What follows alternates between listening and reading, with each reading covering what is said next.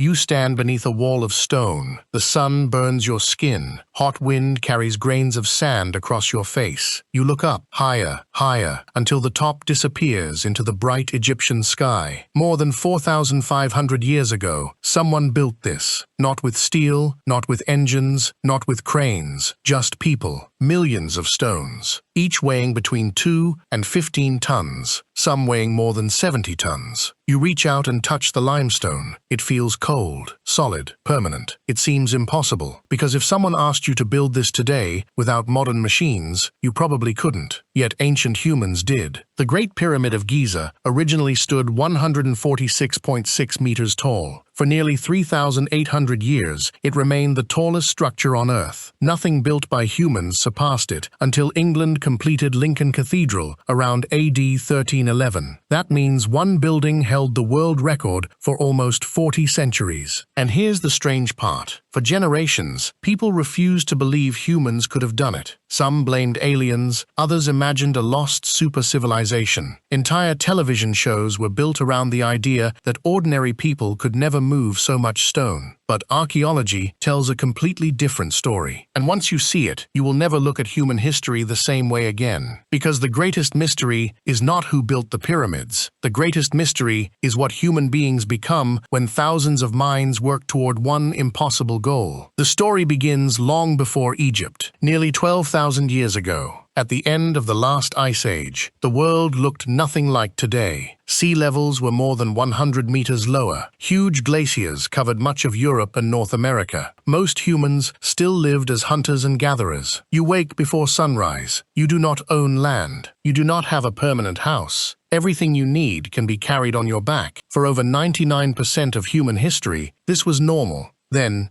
everything changed. Around 9,500 BC, in a region archaeologists call the Fertile Crescent, people slowly began growing wheat and barley. Places like Jericho and Çatalhöyük became some of humanity's earliest permanent settlements. For the first time, food could be stored. Families stayed in one place. Villages became towns. Towns became cities, and cities created something hunters never needed: specialists. Some people farmed, others made pottery, others became builders, others organized labor, others studied the stars. Civilization was no longer just surviving, it was planning. That planning changed everything, because building something enormous is almost never about strength. It is about organization. In 1994, archaeologist Mark Lehner began excavating just south of the Great Pyramid. Most people expected to find little more than empty desert. Instead, his team uncovered an entire hidden city. There were streets, barracks, bakeries, breweries, workshops, storage buildings, even massive kitchens. This was not a slave camp. It was a construction city. Thousands of workers had lived there. Every day they baked bread by the thousands, cooked cattle, prepared fish, stored grain, produced beer, everything needed to feed an enormous workforce. The discovery shattered one of history's oldest myths. For centuries, many believed the pyramids had been built by slaves. The story became especially popular after ancient Greek writers and later Hollywood films repeated it. But the evidence tells another story. The workers buried near Giza received proper tombs. Some were buried with bread and beer. Others were buried close to the pyramids themselves, an honor that slaves would almost certainly never receive. Bioarchaeologist Richard Redding studied animal bones found at the site. His team estimated workers consumed thousands of kilograms of meat every week: beef, goat, sheep, food that would have been expensive even in ancient Egypt. These were valued workers, not disposable labor. Of course, not everyone chose to be there. Ancient Egypt required periods of state labor. Many farmers worked on royal projects during the Nile flood season, when their fields were underwater. Instead of farming for several months, they hauled stone, cut limestone, built roads, raised monuments. The annual flooding of the Nile made this possible. Every summer, the river overflowed its banks. Fields disappeared beneath water. Agriculture paused. Suddenly, tens of thousands of healthy workers became available at exactly the same time. Nature itself created Egypt's construction schedule. But feeding thousands of people is one thing. Moving millions of stones is something else entirely. The Great Pyramid contains approximately 2.3 million limestone blocks. If construction lasted around 20 years, as many Egyptologists estimate, builders would have needed to position hundreds of blocks every single day, every day, for 2 decades. No engines, no steel cables, no diesel fuel, only wood, stone, rope, water, and people. That sounds impossible, until you stop imagining chaos and start imagining a factory. Modern factories do not succeed because one person works incredibly hard. They succeed because every worker performs one small task, again, again, again.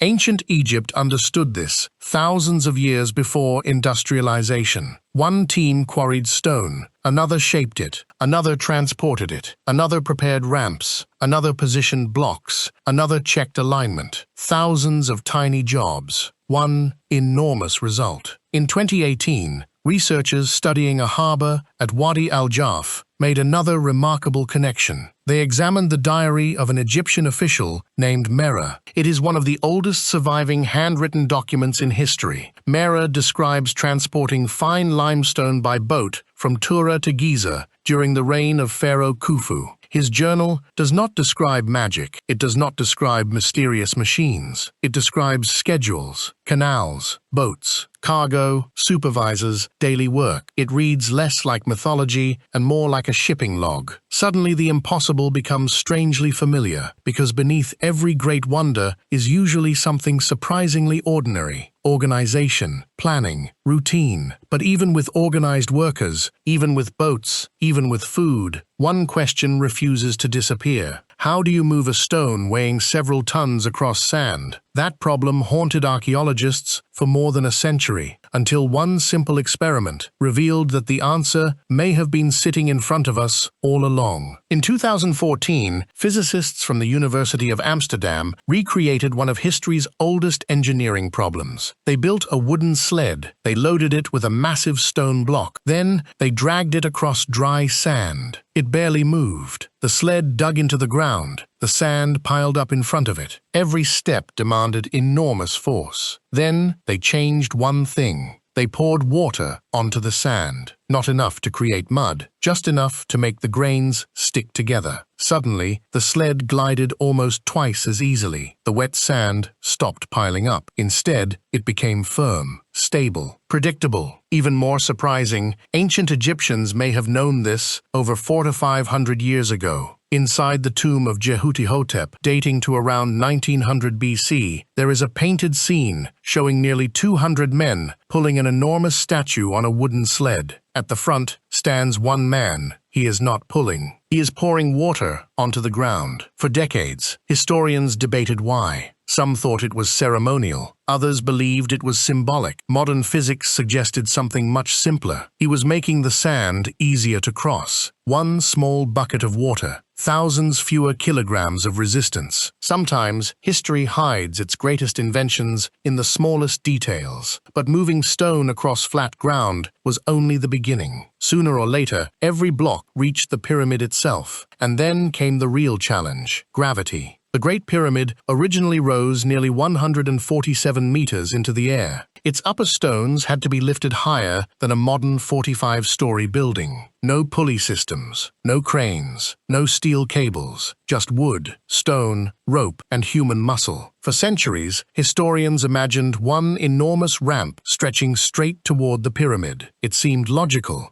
Build a giant slope, drag stones upward, repeat. Except there was a problem. A massive, straight ramp would have required almost as much material as the pyramid itself. Some estimates suggest it would have been over 1.5 kilometers long. Building the ramp might have taken longer than building the pyramid. It solved one problem by creating an even larger one. So, archaeologists searched for another answer. French architect Jean-Pierre Houdin proposed an idea that changed the discussion. Instead of one gigantic external ramp, much of the lifting may have happened inside the pyramid itself. According to his hypothesis, builders first completed the lower portion using an outer ramp. Then they continued upward through a series of internal ramps hidden within the structure. Computer simulations suggested it could work. Some unusual density scans of the pyramid have even hinted at internal spaces that continue to fuel the debate. Not every Egyptologist agrees with Houdin's model. Many still favor combinations of external ramps, zigzag ramps, spiral ramps, and carefully positioned lifting platforms. The exact method remains uncertain, but that uncertainty tells us something important. Archaeology is not guessing, it is testing. Each new discovery removes impossible ideas and leaves only those supported by evidence. The mystery has become smaller with every generation, not larger. Another discovery came from an unexpected place, an ancient quarry. At Hatnub, about 300 kilometers south of Giza, archaeologists uncovered the remains of a remarkable ramp dating to around the reign of Pharaoh Khufu. Unlike earlier theories, this ramp included a central slope with staircases running alongside it. Wooden posts once stood beside those stairs. Workers could wrap ropes around the posts. As they climbed the steps, the ropes multiplied their pulling force. Instead of relying entirely on raw strength, they used leverage. Simple machines, the same principle children still learn in school today. A lever, an inclined plane, mechanical advantage. Ancient Egyptians did not need advanced technology. They understood basic physics and basic physics scales. Lift one stone, then another, then another. Repeat the process for 20 years. The impossible slowly becomes inevitable. By now, you may be imagining thousands of exhausted workers pulling together at random. That image is misleading, because ancient Egypt was astonishingly organized. Archaeologists have discovered graffiti left by construction crews inside the pyramid itself. Not formal inscriptions, not royal announcements. Worker graffiti. One crew called themselves the Friends of Khufu. Another proudly wrote the Drunkards of Menkaure. These were team names. Much like modern construction crews or military units, groups competed, worked together, built identities around their labor. The pyramid was not simply a building. It was one of the largest organized projects humanity had ever attempted. By around 2600 BC, Egypt already had tax collectors, surveyors, engineers, administrators, scribes, boat captains, stone masons, farmers, bakers, doctors. Every role depended on another. Without scribes recording supplies, workers stopped eating. Without farmers producing grain, construction stopped. Without surveyors measuring angles, the pyramids slowly drifted off course. Everything connected. Perhaps the greatest achievement was not the stone itself, it was coordination. Then there was another mystery: accuracy. Walk around the Great Pyramid today. Its sides remain astonishingly straight. The base is nearly square. The four sides align almost perfectly, with true north, south, east, and west. The error is only a fraction of a degree. Even modern surveyors admire that precision. How could people without GPS accomplish it? The answer begins every night, long before sunrise. Long before construction started, Egyptian priests and surveyors looked upward, toward the stars. Around 2001, British engineer Glenn Dash and later Egyptologist Kate Spence explored how ancient Egyptians may have aligned monuments using circumpolar stars. These stars never set below the horizon. Night after night, they revolved around the northern sky. By carefully observing two stars crossing the same vertical line, surveyors could establish an almost perfect north-south axis. No satellites, no electronics, just patient observation. The sky itself became their measuring instrument. The Nile became their highway. The desert became their foundation. Human memory became their instruction manual. Knowledge passed from one generation to the next, master to apprentice, father to son, foreman to worker. Every pyramid built before Giza became practice for the next. Because Khufu's pyramid did not appear out of nowhere, it stood on nearly a century of experimentation,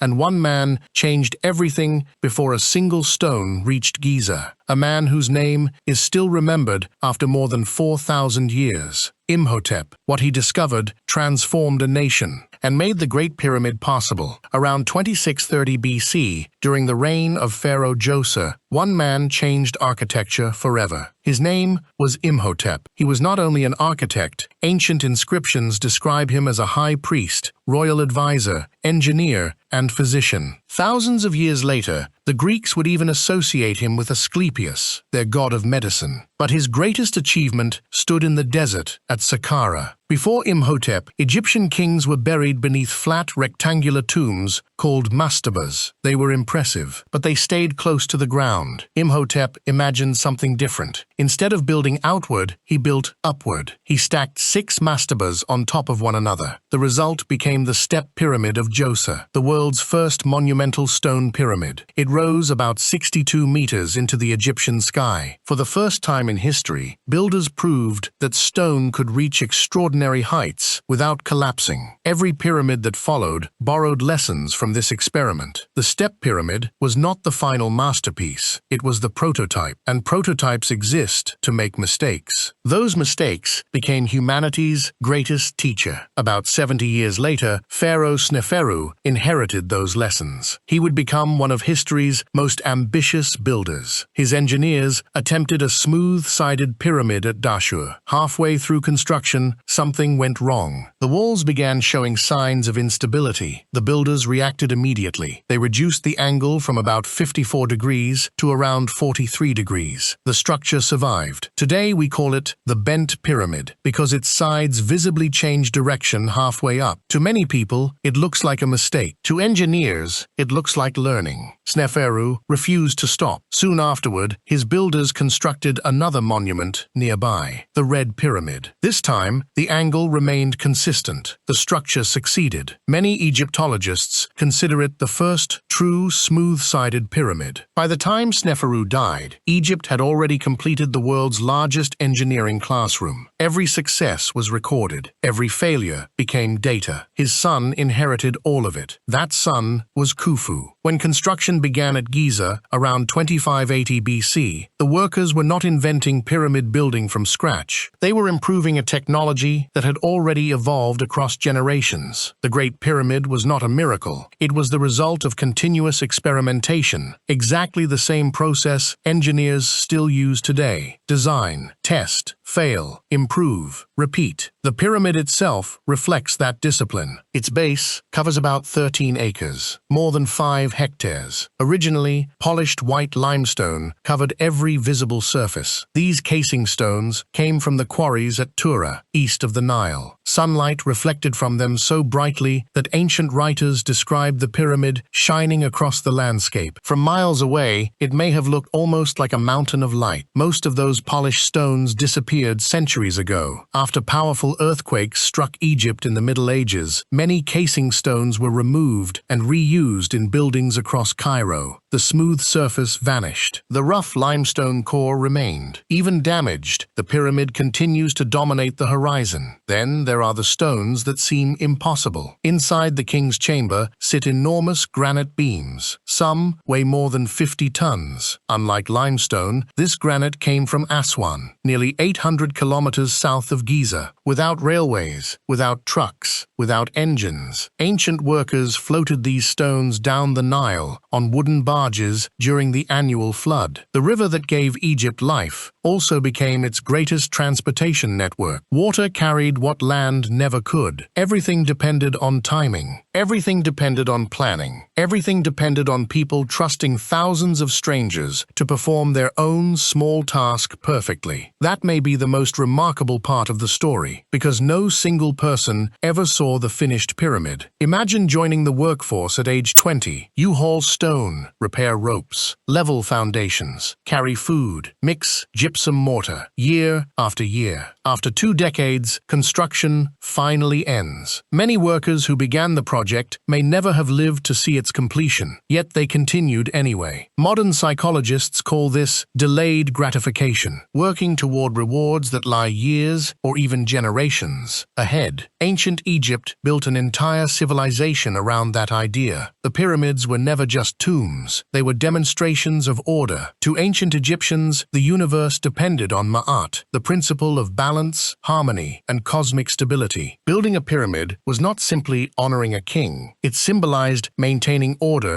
against chaos itself. Every aligned stone reflected that belief. Religion, government, agriculture, engineering, astronomy, they all became parts of the same system. Remove one, and the whole structure weakened. This is why so many alternative theories continue to survive today, because our brains instinctively search for extraordinary explanations when confronted with extraordinary achievements. Psychologists call this the proportionality bias. We tend to believe that enormous effects must have enormous causes. A building this incredible must require aliens, or forgotten technology, or supernatural knowledge. But history repeatedly shows something else. The Roman roads, stretching over 400,000 kilometers, were built by ordinary workers. The Great Wall of China grew across centuries through organized labor. The cathedrals of medieval Europe rose stone by stone over generations. Again and again, the pattern repeats. Small actions, coordinated across thousands of people, produce results that later seem impossible. Perhaps that is the real illusion of the pyramids. Not that humans lack the ability to build them, but that we underestimate what humans can accomplish together. Today, laser scanners map every chamber. Muon detectors search for hidden voids using particles from outer space. Ground-penetrating radar continues exploring the plateau. Researchers still debate construction details. New discoveries continue to appear. Archaeology has not answered every question. It probably never will. Science rarely ends with absolute certainty. Instead, it narrows the possibilities. Year after year, evidence replaces speculation, one discovery at a time. The mystery has not disappeared. It has simply become more human. When you stand before the Great Pyramid, you are not looking at proof that ancient people possessed impossible technology. You are looking at proof that ordinary people, given enough time, organization, and shared purpose, can create something that outlives empires. More than 4,500 years have passed. Pharaohs are gone. Kingdoms have fallen. Languages have changed. Empires have risen and disappeared into history. Yet those stones remain, not because they were placed there by beings beyond humanity, but because humanity itself has always been far more extraordinary than it first appears.